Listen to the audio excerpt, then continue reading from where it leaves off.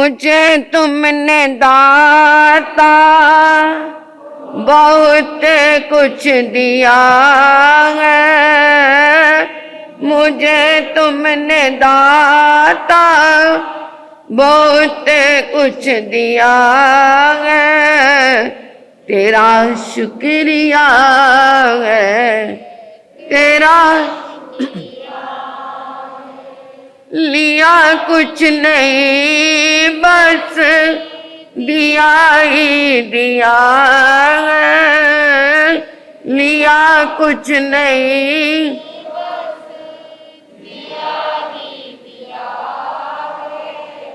तेरा शुक्रिया है, तेरा शुक्रिया है।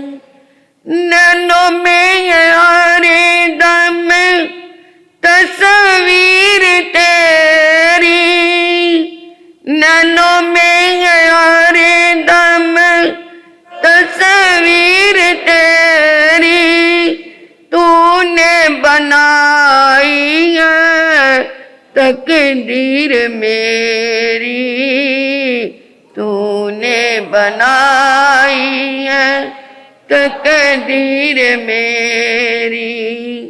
कड़ी धूप में जैसे साया किया है, कड़ी धूप में जैसे साया किया है, तेरा शुक्रिया है, तेरा शुक्रिया।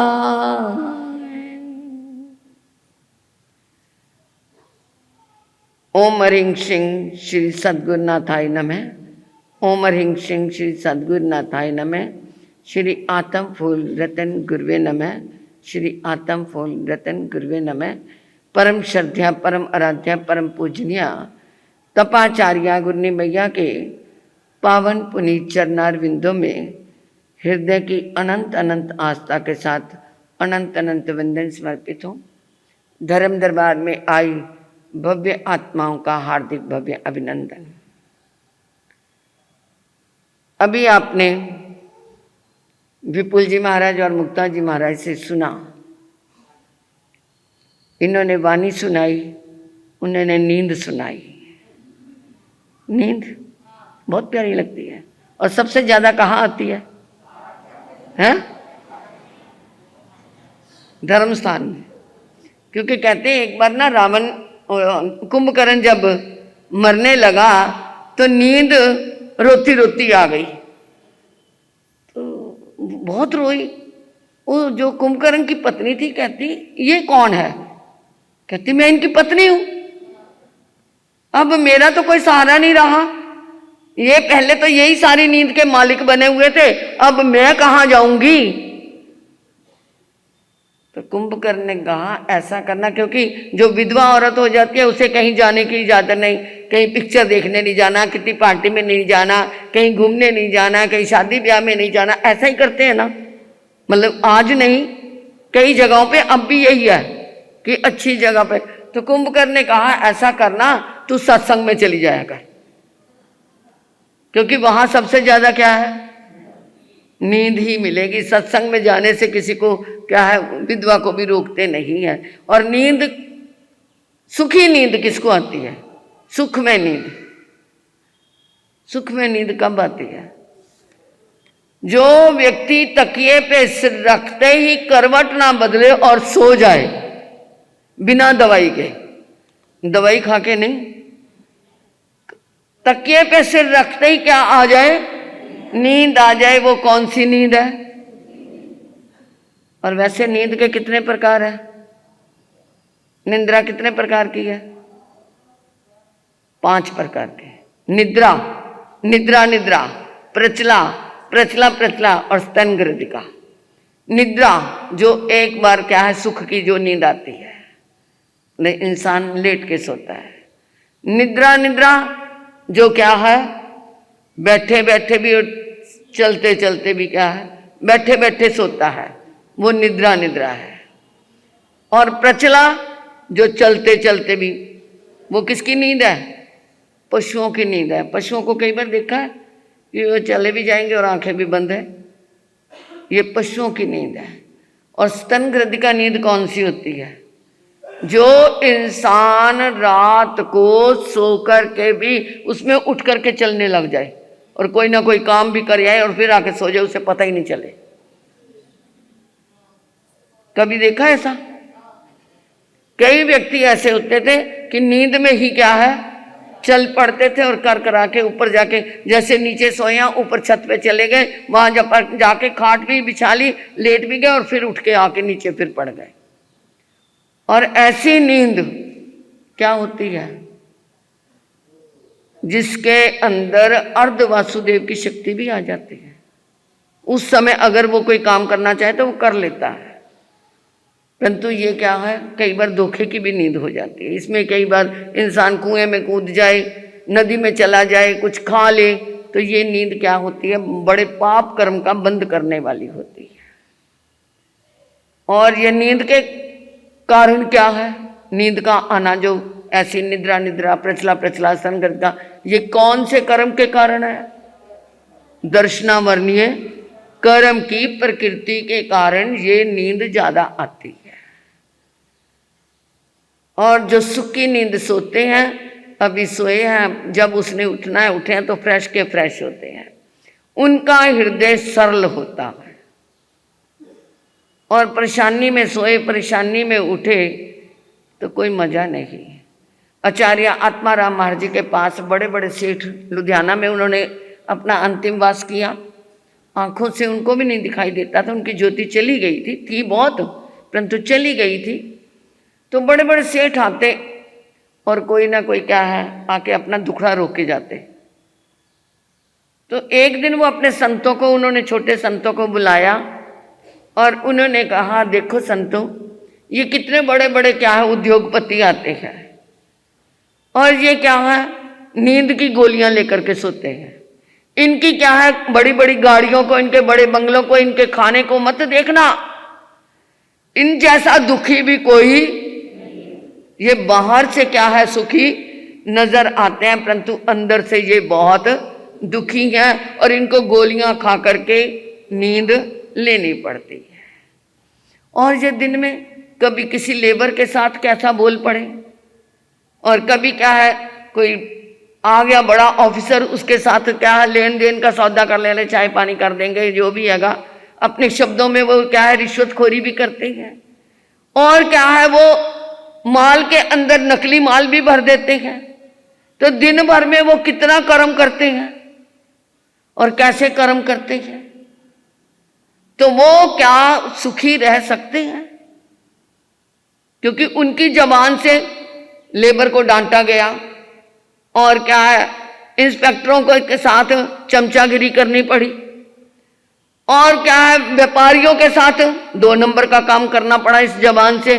नहीं साहब ऐसा है, नहीं साहब वैसा है, वो है वो है। तो इस जबान से कितने कर्म बंद गए, इस जबान से कितने कर्म बंद है। तो जब ये क्या है इस जबान से इतने कर्म बंधते हैं तो फिर सुख की नींद कैसे आएगी? सीढ़ी देखी आपने, सीढ़ियां चढ़ते हो, सीढ़ी चढ़ते हो तो ऊपर पहुंच जाते हो और उसी सीढ़ी से क्या हो जाते हैं, नीचे उतर जाते हैं। तो ये इंसान तेरा जीवन भी क्या है, ये सीढ़ी है। इस देह से तुम ऐसे कर्म कर लोगे कि तुम ऊपर की सीढ़ी पे पहुंच सकते हो और बुरे कर्म करोगे तो नीचे नरक में भी जा सकते हो। तो ये निर्णय आपने करना है कि ऊपर चढ़ना है या नीचे गिरना है, क्योंकि ये शरीर के साथ आदि व्याधि उपाधि लगी हुई है। आदि तो कौन सा रोग है? आदि किसको लगता है? आदि रोग मानसिक शरीर को, और उपाधि पदवी को। पद का मुझे मैं क्या, मैं अध्यक्ष बन जूं, मैं मंत्री बन जूं, मैं प्रधानमंत्री बन जूं, मैं ये बन जूं, ये पद का रोग लगा हुआ है ना। तो इसलिए इसका जीवन, क्योंकि टाइम इतना ही था 5 मिनट, मैंने क्या 5 मिनट में बस इसी को ही क्या कर सकती थी और ज्यादा क्या कर सकती हूँ। तो दर्शनावर्णीय कर्म को क्षय करना है तो दक्षिणावर्णी कर्म की, जिससे हमारे को नींद आती है, हमारा विश्वास डोलता है, हमारी श्रद्धा कमजोर होती है, वो दक्षिणावर्णी कर्म के कारण है। तो दक्षिणावर्णी कर्म को खत्म करने के लिए या उसे क्या है कम करने के लिए सुबह उठ करके या कभी भी अपने क्या है अरिहंत सिद्ध आचार्य उपाध्याय साधु और माता पिता गुरुओं को क्या करना शुरू कर दो, वंदन करना शुरू कर दो। तो आपका दक्षिणावर्णी कर्म क्या होना शुरू हो जाएगा, क्षय होना शुरू हो जाएगा। उसके प्रभाव से आपके अंदर जब वो क्षय होगा तो आपको नींद भी ठीक आएगी और आपके क्या है विश्वास और श्रद्धा भी दृढ़ होगी, आप संकल्प के धनी होंगे।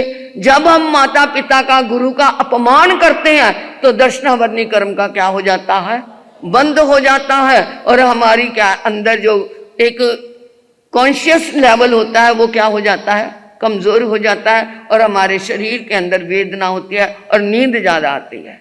जो वंदना ही नहीं करते तो वो नींद के मालिक बन जाएंगे, वो नींद के मालिक बन जाएंगे, नींद ही नींद आएगी।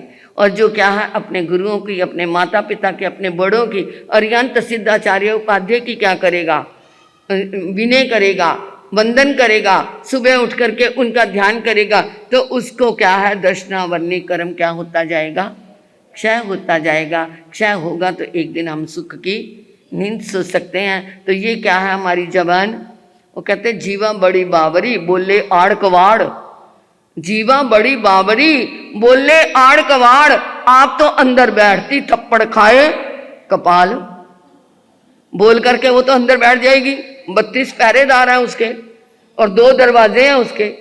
ये शरीर के अंगों के ऊपर किसी के भी 2-2 अंगों के ऊपर दरवाजे नहीं लगे हुए, हाथों के, पैर के, नासिका के, परंतु ये जीवा के लिए तो 2 दरवाजे भी बंद किए हुए हैं और 32 पहरेदार भी बिठाए हैं, फिर भी ये क्या है। तो जो क्या है अगर एक बार ऐसा बोल गई तो उसने कहा था मैं तेरी बतीसी तोड़ के तेरे को पकड़ लूंगा। तो ये पहरेदार भी कुछ नहीं कर पाएंगे, इसलिए थोड़ा सा संभल के बोलना। तो ये बोलने में ही जब हम अपनी वाणी का प्रयोग सही करेंगे तब भी जा कर के हमारे मन को शांति आएगी, और शांति आएगी तो दक्षिणावर्णी कर्म का बंद नहीं होगा। इन्हीं भावों के साथ इधर हमारे तप जप का क्रम 5 मिनट में मैंने आपको ये थोड़ा सा जो दिया है इसका ध्यान रखना कि हमने कौन सी हरिहंतानंग नमो सिद्धानंग नमो आयरियानंग नमो विद्यानंग नमो लोहि सावनंग चैता भारंग वासन चक्रवर्ती मेहदियो संति संति करे लोहे पत्तो गई मनुत्रंग श्री चितारी मंगलम हरिहंता मंगलम सिद्धा मंगलम साहु मंगलम केवलिपनत्तो धम्मो मंगलम चित्तारी लघुत्मा हरिहंता लघुत्मा सिद्धा लघुत्मा साहु लघुत्मा केवलिपनत्तो धम्मो लघुत्मा चित्तारी शरणम पव्यामे हरिहंते शरणम पव्यामे सिद्धे शरणम पव्यामे साहु शरणम पव्यामे केवलिपनत्तो धम्मो शरणम पव्यामे अरिहंता जी का शरणा सिद्धा जी का शरणा साधु जी का शरणा केवली प्रप्यादे धर्म का शरणा।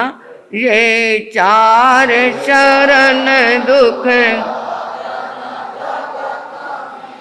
और न शरणा कोई होगा, जो भव्य प्राणी करे आराधन उसका